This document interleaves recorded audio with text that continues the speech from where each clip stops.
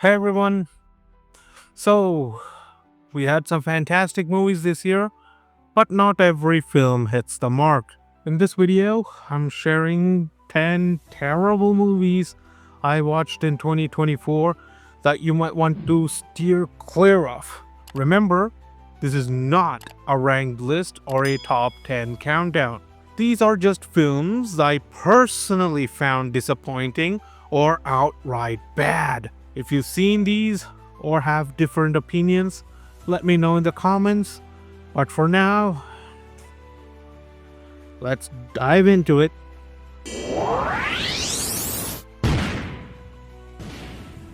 Winnie the Pooh, Blood and Honey 2 sees Pooh and Piglet and friends embarking on a gory rampage in Ashtown, Christopher Robin's childhood town, fueled by rage over their revealed existence. As a part of the so-called Twisted Childhood Universe, or TCU, it attempts to blend childhood nostalgia with slasher horror, but fails miserably. While there is a slight visual improvement over the first film, the shallow characters, uninspired kills, and complete lack of tension makes this movie feel more like a lazy crash grab than an actual attempt at horror.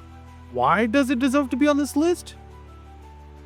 Because it's proof that low-effort gimmicks and a hint of nostalgia are enough to greenlight sequels no one asked for.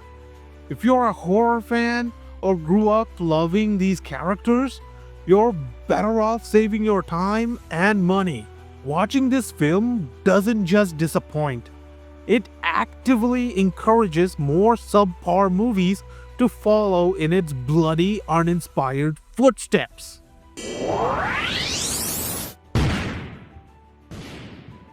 In the sequel, Korra and her team of warriors prepare to battle the realm and protect their new home, Velp. Along the way, past secrets and motivations come to light, adding supposed depth to the story. While visually stunning with incredible cinematography and impressive costume design, the narrative completely misses the mark, dragging the film down with shallow character arcs and underdeveloped subplots. Despite a few highlights, like a breathtaking climactic fight aboard a falling Star Destroyer, the rest of the film is a prime example of style over substance. The overuse of flashbacks and Snyder's fixation on visual spectacle leaves little room for meaningful storytelling, making it a dull and disconnected experience. With wasted potential and an overly bloated narrative, this film feels like a chore to sit through. Skip it if you're looking for anything beyond pretty visuals.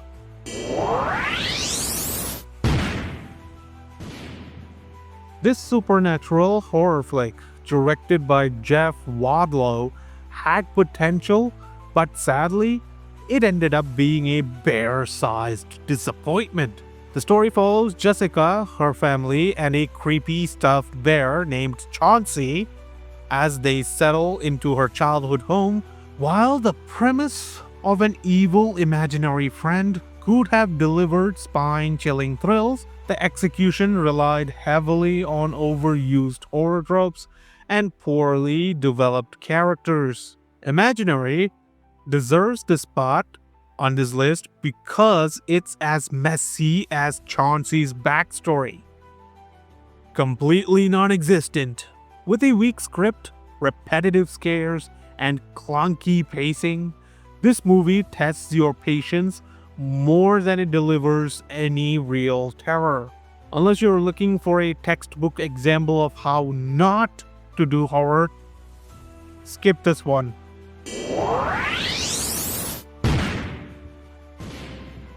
Sometimes, ambition can be a film's greatest strength and its biggest weakness. Kangua, directed by Shiva, is an ambitious epic that juggles two timelines. One in 2024, focusing on a modern bounty hunter named Francis, and another set in 1070 AD, following Kangua, a tribal prince. The story promises an exciting mix of action, fantasy, and reincarnation themes, but it falters under the weight of its overly complex narrative. While the visuals are stunning and the battle scenes are exciting, the transitions between timelines often feel disjointed, leaving the audience more confused than intrigued.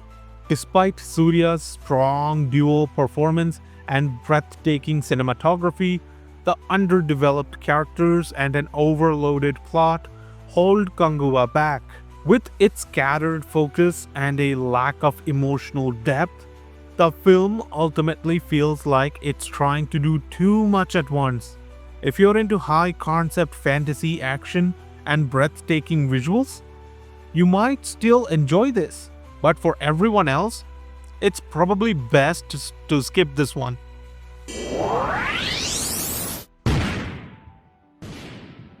Kraven the Hunter promised to delve into the backstory of one of Spider-Man's most iconic villains. Following Sergei Kravenov by Aaron Taylor Johnson on his revenge-fueled journey, it attempts to blend gritty action with emotional depth.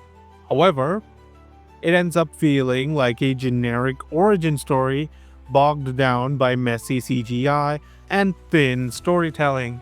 While some action sequences are intense, the film doesn't fully commit to the moral complexity or raw character drama it teases. This movie feels like a wasted opportunity in Sony's Spider-Man universe. With choppy pacing, underdeveloped characters, and excessive visual effects, it fails to leave a lasting impression. Even hardcore fans of the Spider-Man franchise will struggle to find much to appreciate.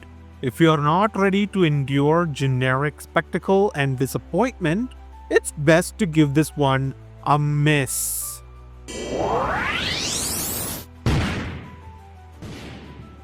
Todd Phillips' bold decision to transform the dark psychological grit of Joker into a musical was ambitious, but ambition doesn't always pay off. This sequel sees Arthur Fleck institutionalized at Arkham, navigating his inner turmoil, budding romance, and the music within him. While the visuals are striking and Lady Gaga delivers a strong vocal performance as Harley Quinn, the story fails to bring its characters to life. Harley feels more like a superficial archetype than the complex persona fans expected, and the narrative often meanders.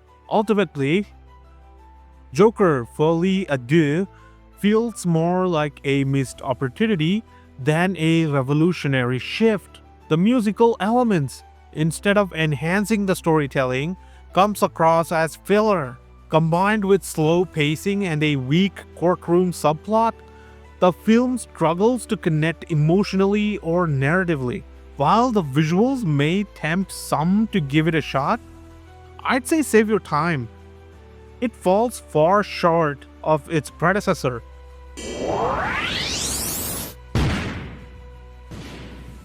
Venom: The Last Dance was meant to wrap up Tom Hardy's anti-hero trilogy with a bang, but instead, it struggles with a lackluster narrative and underdeveloped characters.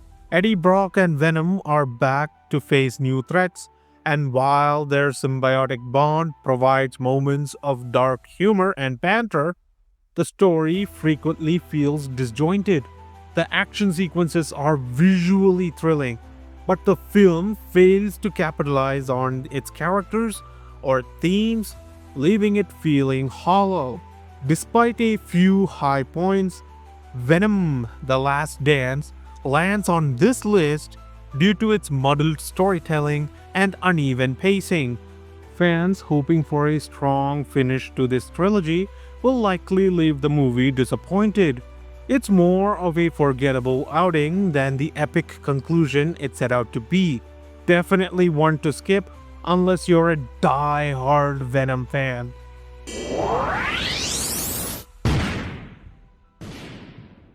Night Swim dives into horror with the story of a family moving into a house haunted by a sinister secret lurking in their backyard pool. Directed by Bryce McGuire, the film takes an intriguing concept from a short film but struggles to expand it into a compelling feature. Despite a talented cast that includes Kerry Condon and Wyatt Russell, the characters fail to connect with the audience. The lore surrounding the haunted pool remains underdeveloped, leaving the story feeling hollow and riddled with unanswered questions. This film makes the list for its sluggish pacing and uninspired scares. Even with a brief runtime of 90 minutes, it somehow drags, making the experience feel unnecessarily prolonged. The scares are largely predictable and the tension fizzles out before it can grab hold. While the cinematography does create some visually captivating moments, they aren't enough to save the film from sinking under its own weight. Sadly, Night Swim is one you'll likely want to skip.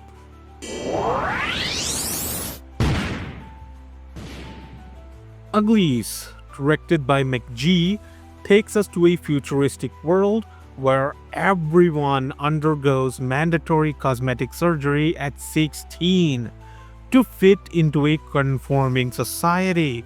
Tally, played by Joey Kane, starts off eager for her transformation, but her friend's disappearance leads her on a journey of self-discovery.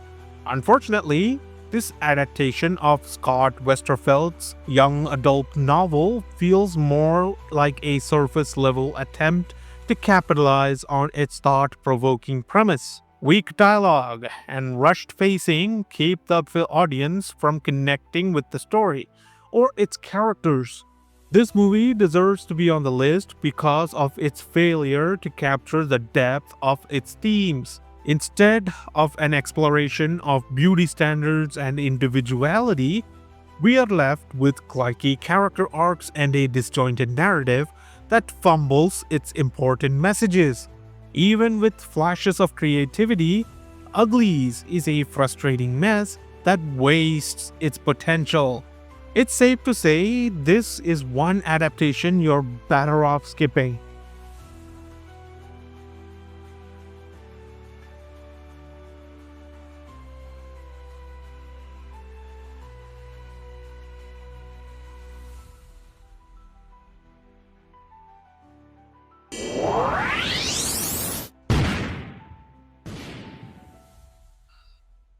Madam Web, part of Sony's Spider-Man universe, follows Cassandra Webb, a paramedic who discovers she has clairvoyant abilities. Tasked with protecting 3 women from a mysterious enemy, she delves into her own past in what should have been an intriguing superhero story. Instead, the movie delivers a chaotic mess of poor editing, clunky dialogue, and an incoherent plot. This film earns its spot on the worst list because of its overwhelming flaws. The editing is distractingly bad, the CGI feels unfinished, and the dialogue often veers into cringeworthy territory. With poorly developed characters and action scenes riddled with shaky cam, it's a chore to sit through. Sadly, even with low expectations, Madam Web still managed to disappoint. Give this one a hard pass. And that is my list of some of the worst films I watched in 2024. Did I miss any painfully bad ones? Or do you disagree with my picks? Let me know in the comments. If you enjoyed this video, be sure to like, subscribe, and hit that bell for more movie content. Good and bad alike.